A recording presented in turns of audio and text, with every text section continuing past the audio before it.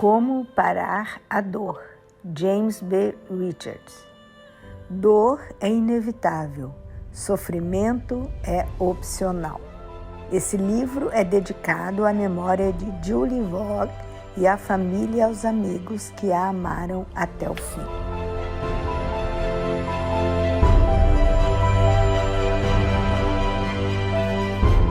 Capítulo 28. Autojulgamento suicida. Quando julgamos a nós mesmos, nosso coração cria uma penalidade.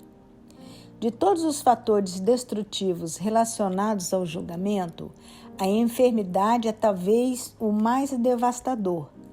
Todos nós sabemos que a saúde pode deteriorar-se através da culpa do julgamento. Tal culpa, baseada no medo, causa depressão e ansiedade, além de se relacionar com todas as emoções negativas. Infelizmente, não conseguimos reconhecer que nossa aceitação do julgamento solapa nossa saúde física também.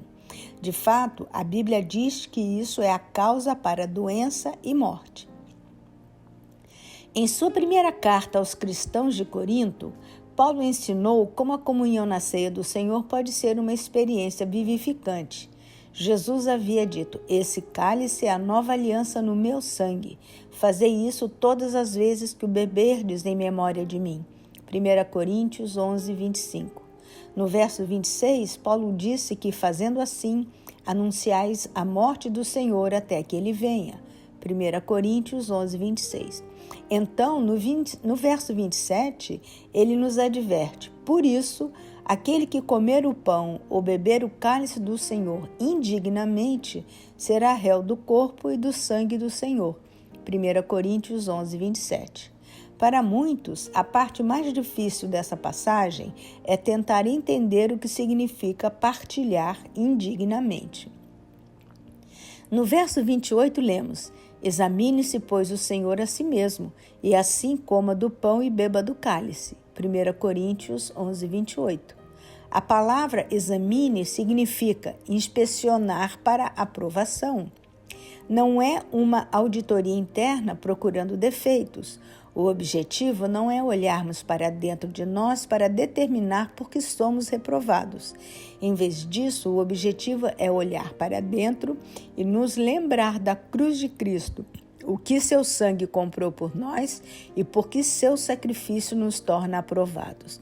A religião, a escola e a vida em geral nos ensinam a olhar para dentro de nosso coração e perguntar: o que há de errado comigo?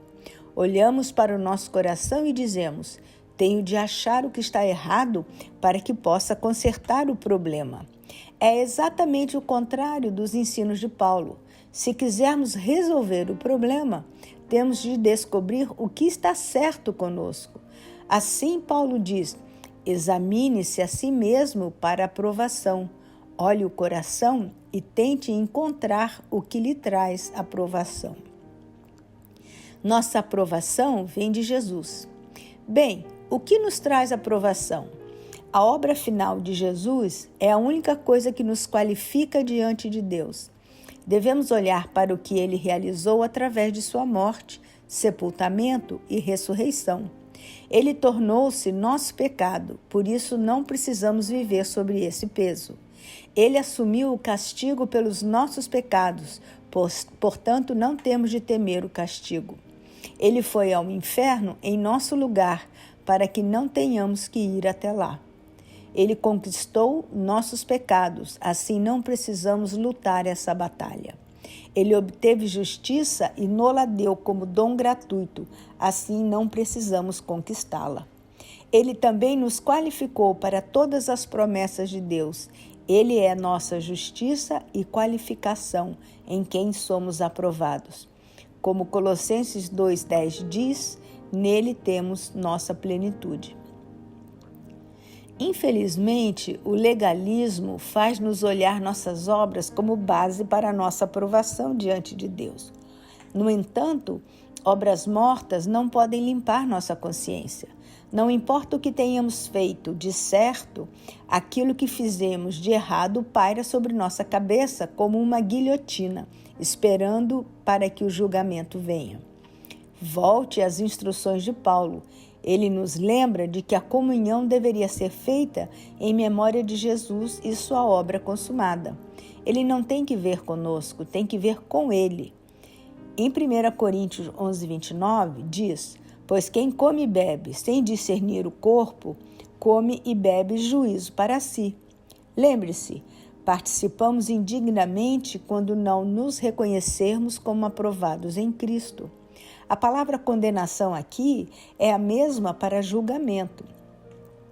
Condenação é um sentimento de culpa pelo qual se espera castigo. É o resultado do julgamento, seja ele feito por nós mesmos ou pelos outros. Não importa a fonte, mas se aceitarmos o julgamento de alguém que não seja Deus, nós nos encontraremos indignos e, consequentemente, aguardaremos o castigo. O problema é que não conseguimos discernir o corpo do Senhor. Em cada aspecto da vida, deveríamos olhar para Jesus e para o que ele realizou em seu próprio corpo por nós. No verso 30, lemos: eis a razão porque há entre vós muitos fracos e doentes, e não poucos que dormem.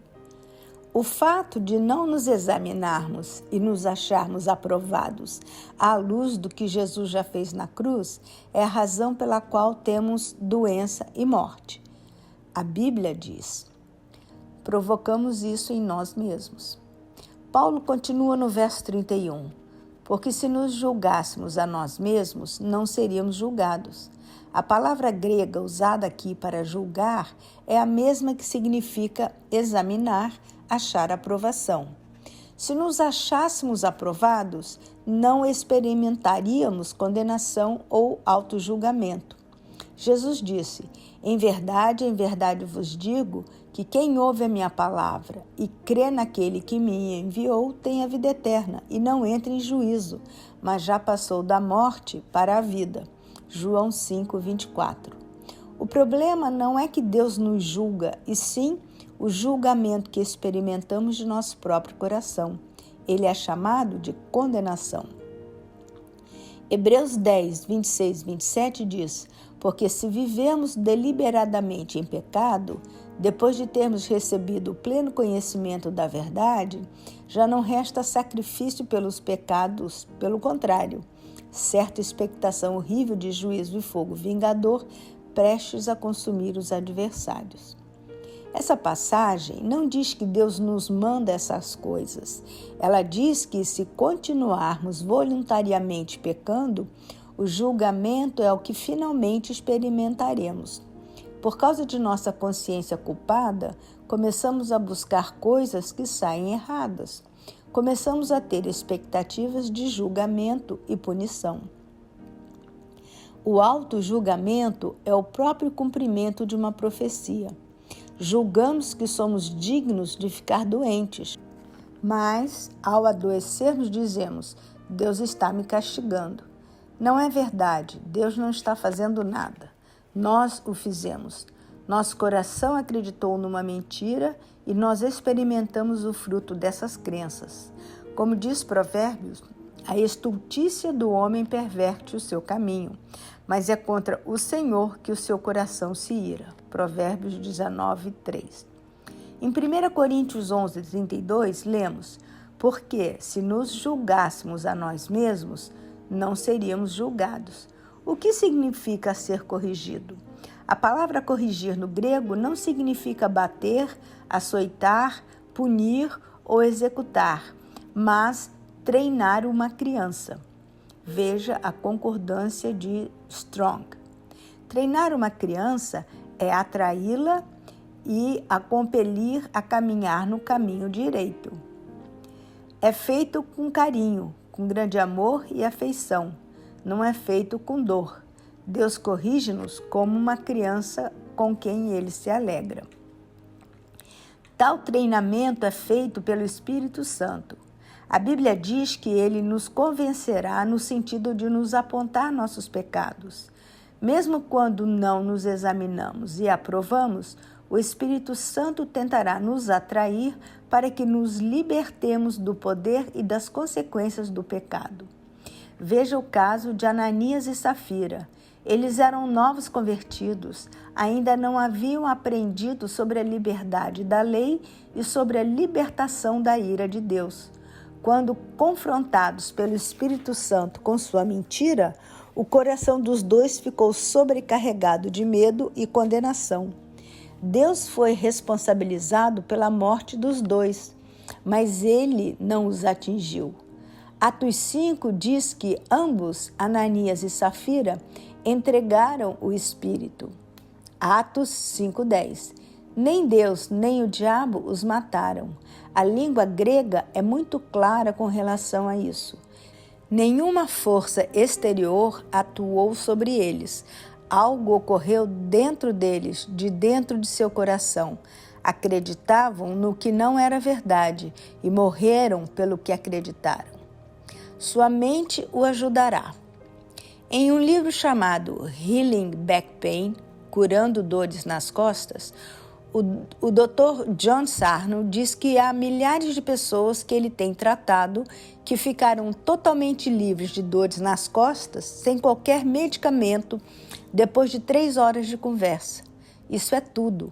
Seus resultados são fenomenais. Quando temos uma dor emocional ou outros problemas que não sabemos como resolver, a mente cria uma doença ou dor em alguma parte do corpo. Com essa dor, temos algo legítimo em que nos concentrar e assim evitamos lidar com algo mais doloroso. Que espécie de assuntos temos medo de confrontar que tornam a doença e a dor mais atraentes? Culpa, medo, vergonha, sentimento de indignidade ou sentimentos de não ser amado estão no topo da lista. Outra pesquisa indica que a mente sempre busca equilíbrio. Ela busca provar que a visão que adotamos é a verdadeira. Por exemplo, a culpa pede castigo. Quando sentimos culpa ou vergonha, temos a necessidade do castigo. Assim, cada célula de nosso corpo trabalha para operacionalizar nossas crenças.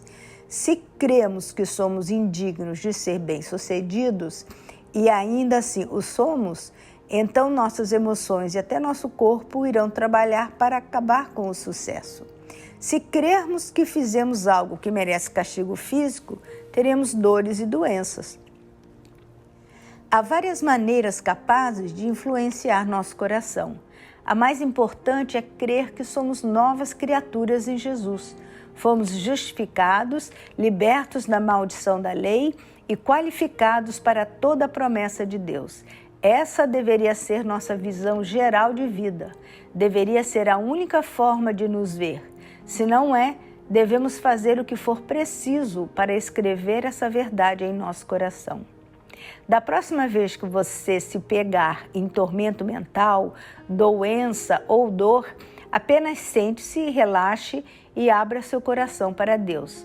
Aí, comece a reconhecer algumas verdades. Olhe para dentro de seu coração e diga: eu não preciso dessa dor, não importa o que tenha feito, eu não mereço essa dor. Jesus tomou a maldição da lei por mim. Eu mereço somente aquilo pelo qual Jesus morreu para me dar. Então reconheça, essa dor, essa doença, esse tormento não estão me ajudando. Não estão cumprindo nenhum propósito piedoso em minha vida. Eu decido me libertar deles. Em seu coração, simplesmente diga: eu estou deixando que isso vá embora. Estou liberando isso agora. Jesus já me libertou disso. Não preciso ter isto. Estou liberando isso agora. Geralmente, dentro de minutos, você verá que a emoção ou a dor física começa a desaparecer. Eu compartilhei esses princípios simples com pessoas no mundo todo e já vi miríades se libertarem de dor crônica e doença. Se há crenças negativas em seu coração que se tornam parte de sua autopercepção, você pode precisar de um conselheiro treinado para ajudá-lo a lidar com crenças do coração. Pode ser necessário identificar os julgamentos negativos que têm causado impacto em você e escrito algo em seu coração. Se você crê que a dor em sua vida é castigo de Deus, não há alívio para você. Você passará o resto da vida pagando a pena pelo seu erro. Nunca será completamente livre do poder do pecado. Nunca se moverá para frente numa vida produtiva e cheia de paz, caminhando com Deus e crescendo no caráter. Estou pedindo que você pare sua dor, pare de culpar Deus. Liberte-se do julgamento. Você terá a oportunidade de quebrar o ciclo de doença e dor. Talvez nunca tenha de repetir um negócio fracassado ou um relacionamento que não deu certo. Você se libertará para experimentar a graça de Deus que o fará capaz de viver acima do controle da vida de julgamentos e castigos.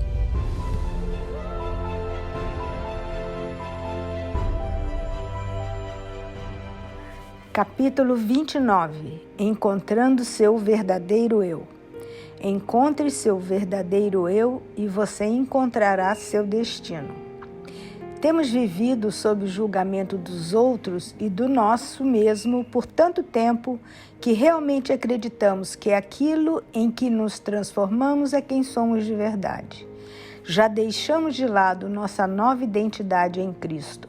Abrimos mão da realidade de Deus, substituindo-a por nosso ponto de vista distorcido. Perdemos a visão do fato que, na verdade, somos novas criaturas em Cristo. Em vez de buscar nossas possibilidades ilimitadas em Cristo, vivemos no reino limitado de nosso medo e julgamento. Perdemos nosso destino ao aceitar nossos julgamentos como realidade e tal perda resulta em uma vida de decepção e frustração. Como reis com amnésia, caminhamos como mendigos sem saber que já vivemos na realeza. Veja, cada indivíduo vive sua própria percepção. Nós mudamos as circunstâncias, o ambiente físico e tudo mais, mas nossa autopercepção não muda e continuamos a ser governados pelos mesmos fatores. Podemos dar ao nosso pecado desculpas novas e até mesmo dar-lhe status social, mas ainda é pecado. Podemos perder peso ou fazer cirurgia plástica.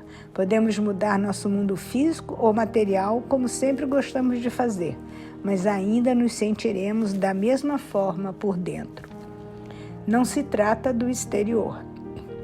Por termos sido treinados para ser pessoas ligadas em aparência, tentamos ser melhores, ajustando tudo do lado de fora. Em sua primeira carta à igreja, o apóstolo Pedro escreveu instruções específicas para as mulheres. Não seja o adorno da esposa o que é exterior, como o frisado de cabelos, adereços de ouro, aparato de vestuário. Seja, porém, o homem interior do coração, unido ao incorruptível trajo de um espírito manso e tranquilo, que é de grande valor diante de Deus. 1 Pedro 3 e 4. Esse é um princípio de vida que se aplica a todos. É claro que todos nós deveríamos ter algum orgulho de nossa aparência, pois isso reflete nossa autoestima. Não obstante, como a Bíblia na Nova Versão Internacional diz no verso 4, seja porém um homem interior do coração, unido ao incorruptível traje de um espírito manso e tranquilo. Podemos nos perguntar, será que eu quero que as pessoas me conheçam pelo que sou ou pelo que pareço? Quero ter relacionamentos mais profundos do que o exterior? Quero manter todos os meus relacionamentos de forma superficial? Essa é a mesma questão que promove muitos problemas de relacionamento. Como Pedro diz, a beleza desvanece. Quando nossa beleza se vai ou quando algo mais belo chega ao mundo, já não temos mais nada a oferecer para aqueles que nos conhecem apenas externamente. Não estou dizendo que deveríamos rejeitar nossa beleza externa, mas que deveríamos somente mantê-la em seu lugar adequado. Deveríamos, no mínimo, colocar os mesmos esforços na beleza interna quanto na beleza externa. Tenha em mente que desenvolver a beleza interior não é um processo de se adquirir alguma coisa que não temos, mas simplesmente tornar-se consciente e render-se ao que está dentro de nós em Cristo Jesus. Quando Jesus Cristo entrou em nosso coração, ele trouxe justificação e poder. Trouxe qualidade de vida que somente pode ser encontrada nele. Não estamos tentando conseguir que ele nos dê isso. Nossa parte é olhar em nosso coração e descobrir esse novo eu do lado de dentro. Mesmo quando tentamos desenvolver nosso caráter, temos a tendência de torná-lo uma coisa externa. Nós nos esforçamos para criar uma identidade baseada no desempenho. Tentamos saber ainda quem somos longe da confiança em Deus. Quando Satanás veio tentar a Jesus, ele procurou enganá-lo, provando a identidade de Jesus através de seu desempenho. Então, o tentador, aproximando-se, lhe disse: "Se és filho de Deus, manda que essas pedras se transformem em pães." Mateus 4:3. Na Bíblia Viva, lemos: "Isso provará que você é o Filho de Deus." Jesus recusou-se a usar suas obras para provar sua identidade. Em vez disso, disse: "Está escrito, não só de pão viverá o homem, mas de toda palavra que procede da boca de Deus." Mateus 4:4. O que Deus falou era suficiente para ele. Essa seria a fonte de sua identidade. Essa nova natureza deveria produzir boas obras. Deveríamos nos esforçar para viver uma vida de boas obras, mas nossa confiança e nosso senso de identidade nunca poderão vir dessas obras.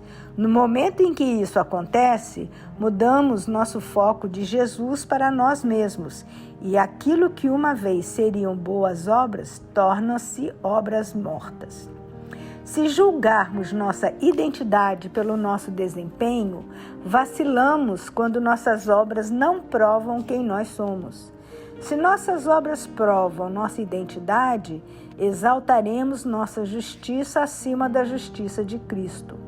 Nossa justiça não é maior do que a dele. Assim, devemos olhar para a palavra e o Espírito de Deus em nosso coração para estabelecer nossa identidade. Ambos são necessários.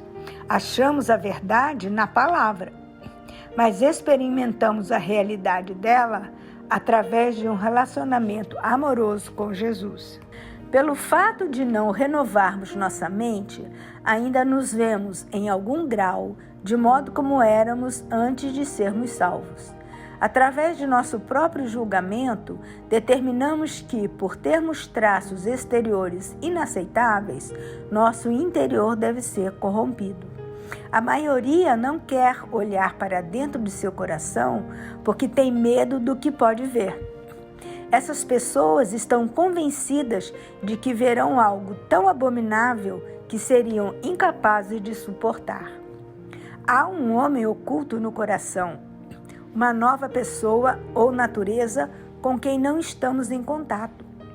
Nosso auto-julgamento o tem mantido escondido além de nossa percepção. Quando o apóstolo Paulo falou sobre colocar um fim a um comportamento inaceitável, ele ressalta que já fomos feitos novos. Devemos mudar nossa maneira de pensar para que vistamos a nova pessoa. A Bíblia diz a serem renovados no modo de pensar e a revestir-se do novo homem. Efésios 4:23, NVI. Não precisamos nos tornar algo novo se já estamos em Cristo. Precisamos, no entanto, acertar nossa maneira de pensar. Como no exemplo anterior sobre um rei com amnésia, não precisamos nos tornar reis. Precisamos nos lembrar de que já somos reis. E vos revistais do novo homem, criado segundo Deus, em justiça e retidão, procedentes da verdade. Efésios 4:24. Há um novo você do lado de dentro. Você acha que não há nada novo porque ainda tem o comportamento do seu velho eu. Você nunca aceitou o julgamento de Deus sobre seu velho homem. Meu velho homem está crucificado com Cristo. A velha natureza de pecado foi julgada, considerada culpada, crucificada, morta e sepultada com Cristo. Você agora é uma nova criatura. Você foi criado à semelhança e justiça de Deus. O velho já passou, o novo já chegou. Sem sermos novas criaturas, a salvação é inútil nessa vida. Parece uma frase dura, mas não fomos salvos para esbanjar nossa vida no pecado e no fracasso enquanto esperamos o céu. Não, devemos usar os princípios de oração, estudo da palavra, meditação bíblica e confissão para persuadir nosso coração nessa realidade aqui na terra. Devemos gastar tempo em comunhão com Jesus e em nosso coração criar uma consciência sempre constante de sua presença em nossa vida aqui. O apóstolo Pedro diz que seria através desse conhecimento que experimentaríamos tudo o que pertence à vida e à piedade. Bendito o Deus e Pai de nosso Senhor Jesus Cristo, que, segundo a sua muita misericórdia, nos regenerou para uma viva esperança mediante a ressurreição de Jesus Cristo dentre os mortos. 2 Pedro 1,3. Se isso não é real para nós, não o experimentaremos nessa vida. É hora de fazer uma mudança. Exatamente como o apóstolo Paulo descobriu, devemos nos libertar e a todos que estão ao redor das cadeias de nosso julgamento. O exterior não pode mais ditar nosso senso de realidade. Assim, devemos parar de avaliar os outros pelo que o mundo acha deles. Assim que nós, daqui por diante, a ninguém conhecemos segundo a carne. E se antes conhecemos Cristo segundo a carne, já agora não o conhecemos deste modo. E assim, se alguém está em Cristo, é nova criatura.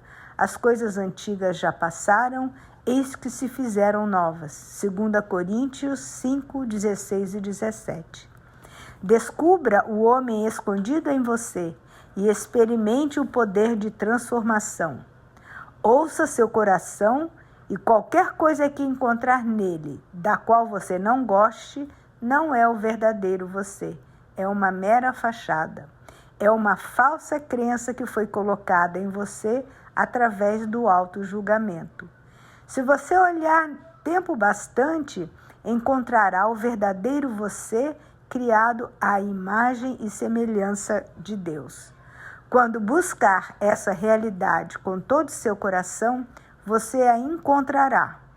Quando viver em sua nova identidade, você terá encontrado seu verdadeiro eu e o caminho para seu destino.